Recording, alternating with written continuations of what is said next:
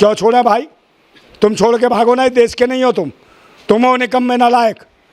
तुम्हारे देश के, तुम्हारा देश नहीं है, तुम विदेशी हो। तुम्हें शरण दी इस भारत के अंदर ब्राह्मणों को, तो ब्राह्मण जो है देश का नहीं है, वो विदेशी है।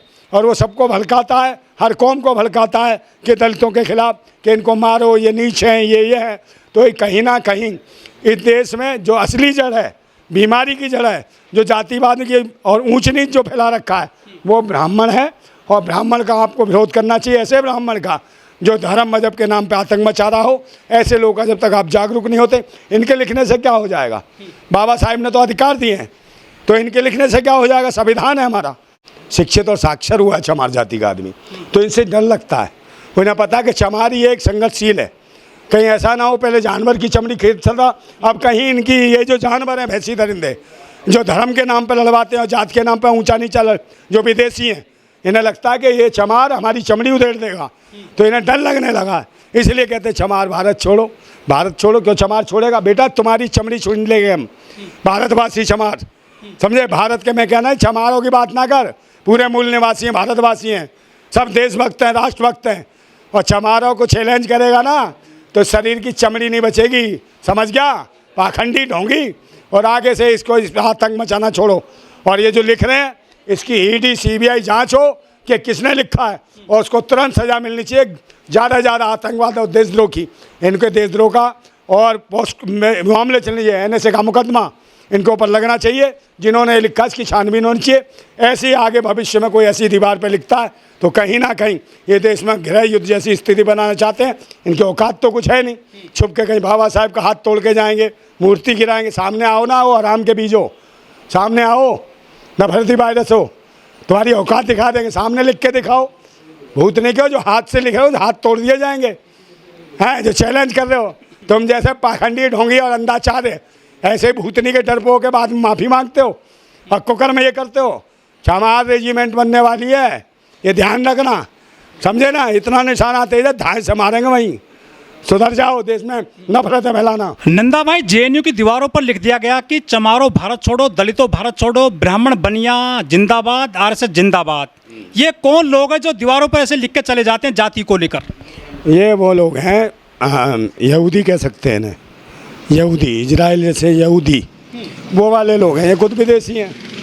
इन्हें लगता है जाटवों से ज़्यादा डर है, इन्हें चमारों से ज़्यादा डर है, क्योंकि चमार शिक्षित हो गए और इनके सब पाखंड को समझ चुके हैं। इसलिए इनकी दुकानें खत्म, और चमार जो शिक्षित होता जा रहा है। तो इन्हें चमारों से, यादवों से या OBC समाज और लोगों से इनसे दिक्कत होने लगी है, क्योंकि जब जब ये धर्म के खिलाफ आवाज़ उठाने लगे, सब जान गए पाखंड करते हैं, ब्राह्मण बनिए।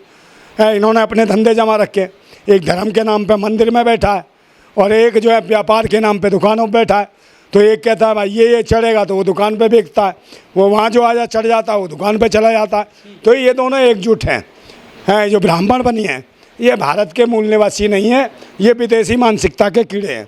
और ये बार बार ऐसी जो लिख रहे हैं, जो मतलब कि सारे ब्राह्मण या सारे, ये नहीं मैं कह रहा, बस जिन्होंने इस मानसिकता से वहाँ लिखा है वो कहीं ना कहीं देशद्रोही हैं, आतंकवादी हैं, जो किसी समाज को कह रहे हैं कि ये छोड़ो। ये सोचते हैं संविधान बदल देंगे। इनके ये कुछ नहीं बदल सकते, इनके औकात नहीं है कि संविधान बदल दें और बदल के दिखाएं। वरना पूरे देश के, चमार ही नहीं है, पूरे देश की जो भारतवासी हैं, एक जात नहीं है कि चमार एक जात है मूल निवासियों की।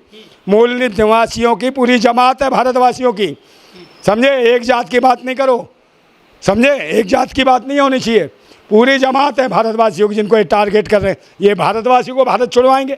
भारत हमारा है, तुम विदेशी हो, तुम्हें भारत छोड़ना पड़ेगा। और नहीं छोड़ोगे तो तुम्हें तुम्हारी औकात में लाख खड़ा कर देंगे भिखमंगो, समझे? तुम्हें वहीं खड़ा करेंगे। आज जो देश की राजनीति में जो दखलंदाजी कर रहे हो, जो मनुवादी मानसिकता के कीड़े हैं, उन्हें लगता है कि इन जातियों का शोषण होना चाहिए। अब ये शोषण नहीं सहेंगे।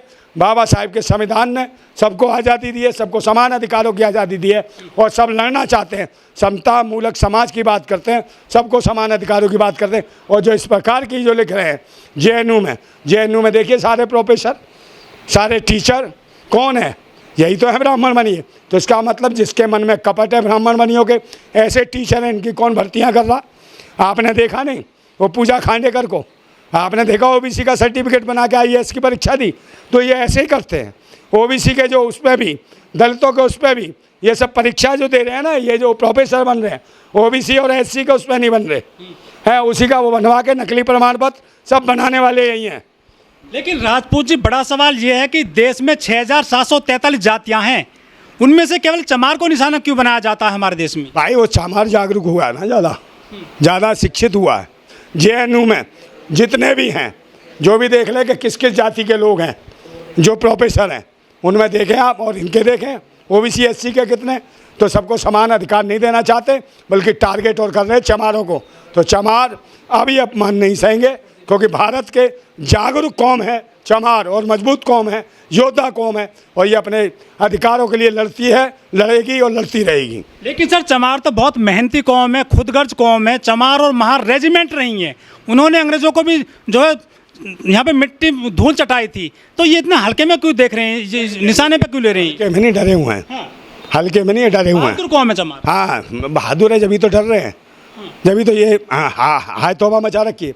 ये दूसरी कौमों के दिमाग में भी डाल लें चमारों के खिलाफ कि भाई इनसे नफरत है करो, तो चमारों के खिलाफ भड़काने का काम ही ब्राह्मण बनिया करता है। ये वो कीड़े हैं, हर कौम को भड़काते हैं, मगर हर कौमें समझ गई हैं कि चमार अब चमार नहीं, चमार भी भारतवासी है, हमारे देश का है, हमारा भाई है।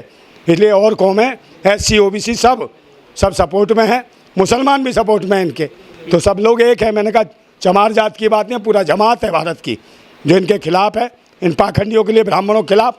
अब ये भी देख रहे हैं कि इनका धंधा, धर्म का धंधा, इस और लोग कम होते जा रहे हैं, और यही वजह कि इन्हें छटपटाहट हो रही है, क्योंकि इनको जागरूक करने में जो अहम योगदान है वो सिर्फ चमार कौम का है।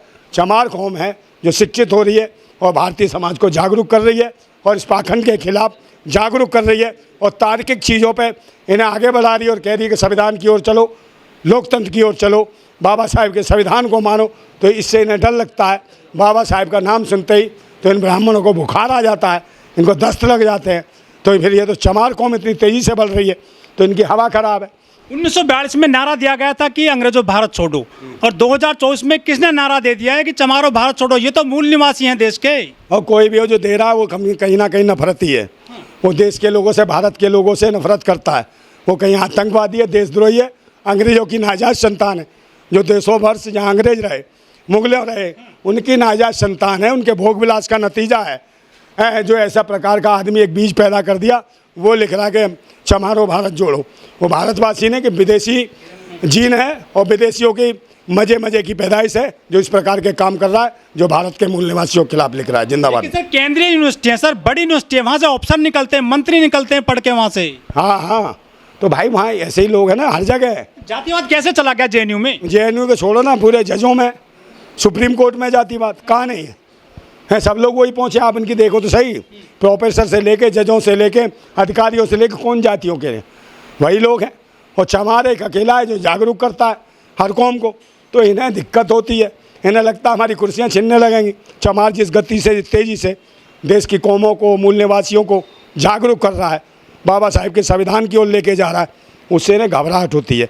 इन्हें लगता है रामायण का अंत हो रहा है और संविधान बहुत तेज़ी से बढ़ रहा है। ये इनके लिए फांसी का फंदा है। अगर संविधान बढ़ता है तो कहीं ना कहीं पाखंडी खत्म होते हैं। जिंदाबाद भारत।